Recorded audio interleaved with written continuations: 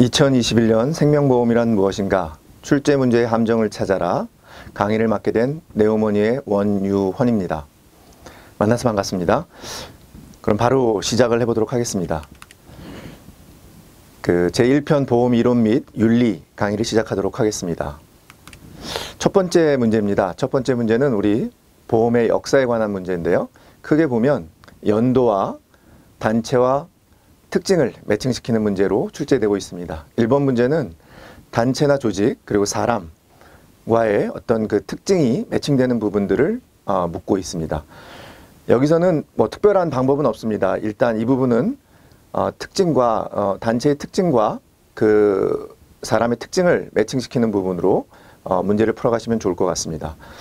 자, 여기서 나와 있는 것처럼 에라노이 종교적 공제단체, 콜레기어 상호부조조합, 톤틴연금, 종신연금, 파스칼 최초의 생명표, 헨리 사람의 생존율. 어떤 부분이 틀렸을까요? 앞부분에 어떤 조직과 특징은 맞게 표시가 되어 있는데요. 사람이 잘못 표시되어 있습니다. 여기 나와 있는 것처럼 파스칼의 경우는 사람의 생존율을 연구한 학자이고요. 최초의 생명표를 연구한 사람은 헨리가 되겠습니다. 그래서 파스칼과 헨리가 틀린 답이 되겠습니다. 두 번째 문제는 연도에 관한 문제입니다. 그래서 첫 번째로는 그 세계 최초로 근대적 생명보험회사가 어디에서 나타났느냐 이런 문제이고요. 두 번째는 그런 부분들이 이제 독일에서는 어떻게 나타났고 또 미국에서는 어떻게 나타났고 일본에서는 어떻게 나타났나 이런 문제들이 되겠습니다. 여기서 나타난 것처럼 우리가 기억해야 되는 것은 근대적 생명보험회사의 시초가 에퀴타블이라고 하는 영국의 그런 보험회사가 되겠고요. 그 다음에 일본 같은 경우는 1890년도가 아닌 1880년도에 교사이고 하쿠메이샤라고 하는 보험회사가 상호보험회사가 설립되었습니다. 이 부분은 우리가 앞서서 말씀드린 것처럼 단순하게 좀 암기를 해주셔야 될 것 같습니다. 영국에서 가장 먼저 보험회사가 발생을 했고요. 그 다음에 독일, 그 다음에 미국, 그 다음에 일본 순으로 보험회사가 설립되었다는 것을 여러분들이 기억하시면 되겠습니다. 세 번째 문제입니다. 세 번째 문제는 우리나라의 이제 보험 발전사를 물어보는 문제가 자주 출제가 되고 있는데요.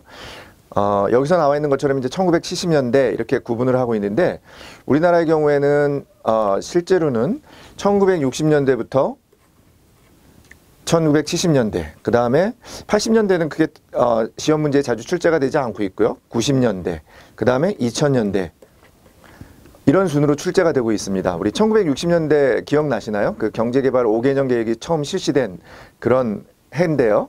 그래서 이 1970년대가 아니라 여기서처럼 경제개발이 추진된 것은 1960년대가 되겠고요. 이때는 개인이 잘 살지 못했습니다. 그래서 막 기업들이 번창할 때였기 때문에 단체보험 중심으로 보험이 크게 성장하기 시작한 시기다라고 기억해 주시면 될 것 같고요.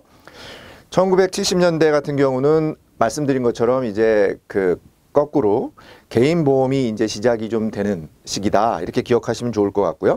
1980년대 앞서서 말씀드린 것처럼 1980년대에는 특징이 크게 부각되지 않았고요. 1990년대 같은 경우에는 이제 본격적으로 우리가 보험의 어떤 경쟁이 시작됐다 이렇게 보시면 되겠습니다.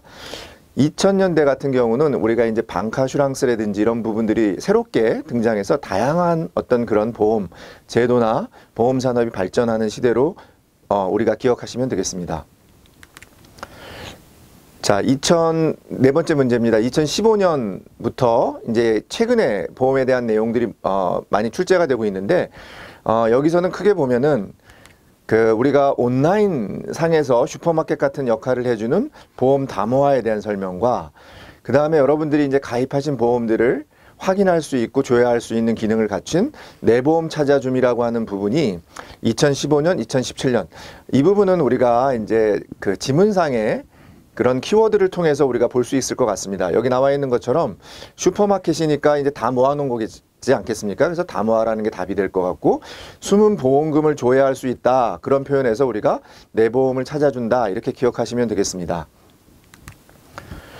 자, 이제 5번 문제입니다. 5번 문제 같은 경우는 우리가 민영보험하고 공영보험이라고 하는 종류별로 묻는 시험 문제가 많이 나오고 있습니다. 여러분들도 아마 많이 공부를 하셨을 것 같은데요. 여기 나와 있는 것처럼 민영보험이라고 하는 것은 우리가 개인 회사들이 하는 보험에 대한 내용들입니다. 그렇기 때문에 이 개인 회사에서 운영하는 그 보험금의 수준을 우리가 법률로 정할 수는 당연히 없겠죠. 그래서 계약에 의해서 결정이 된다, 이렇게 기억하시면 되겠고요. 당연히 법률로 의해서 규정되는 것은 우리가 공영보험이라고 할 수 있겠습니다. 이 부분은 우리가 여러분들이 한번 교재를 통해 가지고 민영보험과 공영보험의 어떤 그런 특징들을 보여주는 표가 있습니다. 그래서 이 특징들을 한 번 정도는 잘 읽어보시면은 대부분 그런 내용이 쉽게 되어 있기 때문에 크게 어렵지 않게 한번 읽어보고 이해하시는 정도로만 해도 충분할 것 같습니다. 자, 6번 문제입니다. 생명보험 자산은 기본적으로 생명보험하고 손해보험이 있는데요. 우리 여기서는 생명보험이니까 우리가 생명보험 중심으로 다루지만 손해보험 같은 경우는 거꾸로 우리가 손해보험은 단기, 여러분들 자동차보험 생각해 보시면 될 것 같습니다. 자동차보험들은 우리가 1년마다 이제 갱신을 하지 않겠습니까? 그래서 손해보험 상품이 오히려 이제 단기적인 상품이고요. 생명보험 상품은 장기적인 상품입니다. 여러분들 연금이라든지 아니면은 종신보험이라든지 이런 등등 보시면은 보험 기간도 길고요.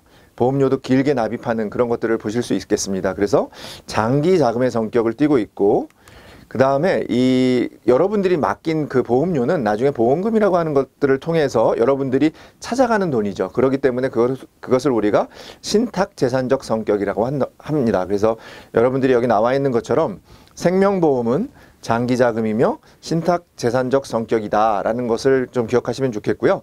이러한 부분들이 최근에는 많이 출제되진 않았었지만 올해 들어서서 이런 부분들이 괄호 형태로 질문을 묻고 있습니다. 그렇기 때문에 여러분들이 내용을 좀 더 정확하게 기억하시는 게 좋겠습니다.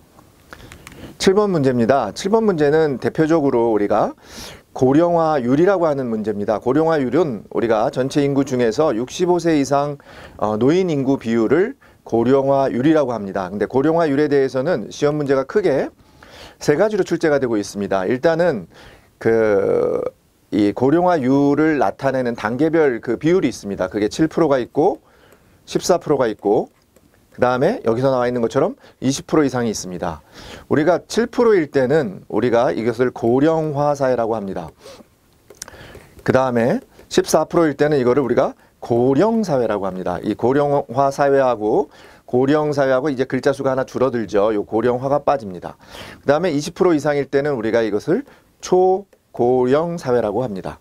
여러분들이 기억하실 것은 다른 게 아니라 이 7%나 14% 또 20%도 기억하셔야 되겠지만 요 각각이 의미하는 정의한 사회 명칭을 기억하시는 겁니다. 그래서 7%일 때는 글자 수가 5글자고요. 14%일 때는 4글자, 그 다음에 20%일 때는 5글자. 그래서 고령화 사회, 고령사회, 초고령 사회 이렇게 암기하시면 좀 더 기억하시기에 용이할 것 같습니다.